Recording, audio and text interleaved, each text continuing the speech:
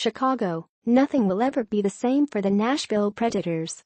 A franchise that had never reached a Western Conference Final, Nashville won 3 playoff series on its way to its first conference title and appearance in the 2017 Stanley Cup Final. Though the Predators lost the final in 6 games to the Penguins, the 2017 playoffs were a coming-out party for the Predators and their fans. As a city we did get a lot of recognition, and I feel like by now we are considered one of the hockey cities in the US too, and it's a great atmosphere," said Nashville goalie Pekka Rinne. "I'm proud of our fans and how they got recognized. It was great. It's also in the past, and the Predators are now coping with life in a different place. They're not a team still waiting for its breakthrough. They're a bona fide contender with postseason chops and a favorite to compete for the 2018 Stanley Cup. That experience breeds many things. One of them is confidence. Another is higher standards.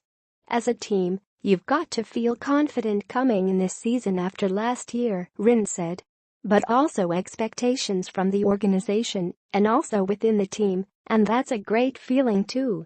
You are expected to win, and you go in any building or play at home you're expected to win. As a player you love that." The Predators haven't been in love with their performance early this season, though Saturday brought a better game and also frustration. Nashville is 2-1 after a 2-1 overtime loss to the Blackhawks in their first visit to Chicago since the 2017 playoffs.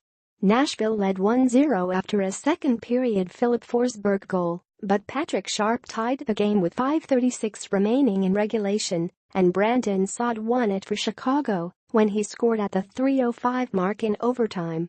Despite holding a lead late in the third and recording 38 shots on goal, Nashville walked away with a single point. "It stinks leaving a point out there, but we can definitely build off that game," center Colton Sisson said. Coach Peter Laviolette said he also liked how the Predators played and that they should have left with 2 points. He was especially upset by the game-tying goal when Chicago's Ryan Hartman wasn't called for a penalty when he appeared to pull away Matt Irwin's stick and throw it into the corner, giving Sharp room in front to beat Rinne.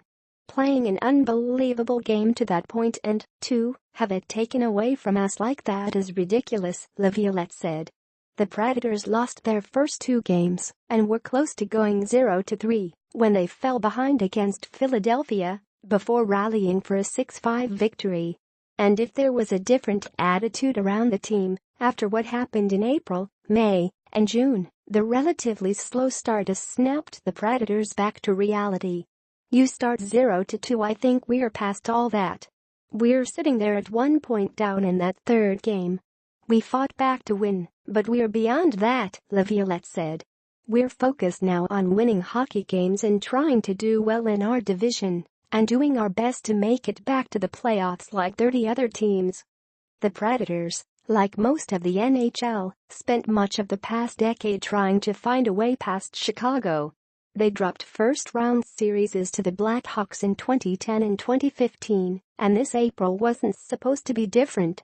Chicago entered the playoffs as the West's top seed with 109 points, and with all the playoff success the Predators lacked. NHL power rankings, Predators sit in the middle of the pack. But the Predators' speed and energy were too much for the Blackhawks, and they dumped Chicago out of the playoffs in a 4-game sweep, the first time in the Patrick Kane and Jonathan Toews era the Blackhawks have failed to win a game in a playoff series. "We've always had a ton of respect for Nashville.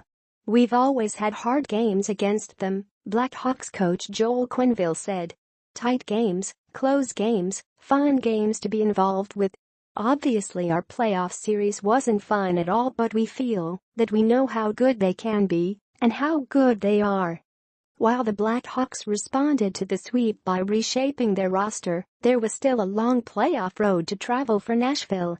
It was pretty meaningful too, and launched the Predators onto their memorable run. It was huge for us. They've been one of the top teams for years now, and we've played them many times in the playoffs," Rinne said. "A lot of times they've been our first-round opponent.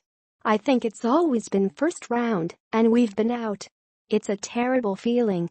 For our organization, and for the whole team, I think it was big mentally too. If the majority of the NHL universe was shocked though, those closest weren't as stunned. Not unbelievable, not surprising, said Blackhawks forward Patrick Sharp, who was still a member of the Dallas Stars last spring. They're a great team, and I guess now people have taken notice. It's a new thing for Nashville to deal with, no longer wading in the shallow end of NHL obscurity, and now swimming with the big fish. We want to be one of the top teams, and that comes with certain pressure and certain expectations, Rinne said. As a player, you love that side of the game.